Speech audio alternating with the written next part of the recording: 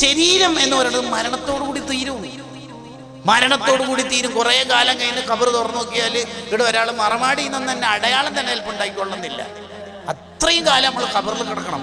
ശരീരം അങ്ങനെയാണ്. അപ്പൊ നമ്മളൊക്കെ ഭൂമിയുടെ മുകളിൽ ജീവിക്കുന്ന കാലത്തിന്റെ എത്രയോ ഡബിൾ ഖബറിൽ കിടക്കണ്ടേ. ആദം നബി അലൈഹിസ്സലാം ആകെ ഭൂമിയിൽ കുറഞ്ഞ കാലമല്ലേ ഉണ്ടായിട്ടുള്ളൂ. 6000-7000 കൊല്ലം പ്ലസ് ആയില്ലേ ആദം നബി അലൈഹിസ്സലാം ഖബറിൽ. നബി സല്ലല്ലാഹു അലൈഹി വസല്ലം തങ്ങളുടെ കാലം 63 അല്ലേ. തങ്ങൾ എത്ര കൊല്ലായി, എത്ര നൂറ്റാണ്ടായി? 1400+ കൊല്ലമായില്ലേ തങ്ങൾ റൗദയിൽ കിടക്കുന്നത്. നമ്മുടെ ഉപ്പാപ്പമാര് ജീവിച്ച കാലവും ഇപ്പൊ ഖബറിൽ അവർ ജീവിക്കുന്ന കാലവുമായിട്ട് നിങ്ങൾ ആലോചിച്ച് നോക്കി എത്ര കാലമായി. നമ്മളൊക്കെ കൂടിപ്പോയ ഒരു 40, 50, 60 അള്ളാഹ് ആയുസ് എത്രയാ തന്നത് നമുക്കറിയില്ല. ആ കാലം കഴിഞ്ഞ് ഖബറിൽ കിടക്കുമ്പോൾ എത്ര ഡബിൾ കാലം അവിടെ കിടക്കണം.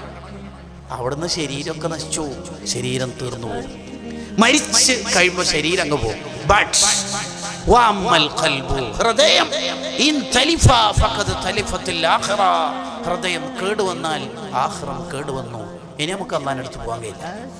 തീർന്നു. യൗമ ലാ യൻഫഉ മാലും വലാ ബനൂൻ ഇല്ലാ മൻ അത്തല്ലാഹ ബിഖൽബിൻ സലീം. നമ്മുടെ ഖൽബാണ് നന്നാക്കണം.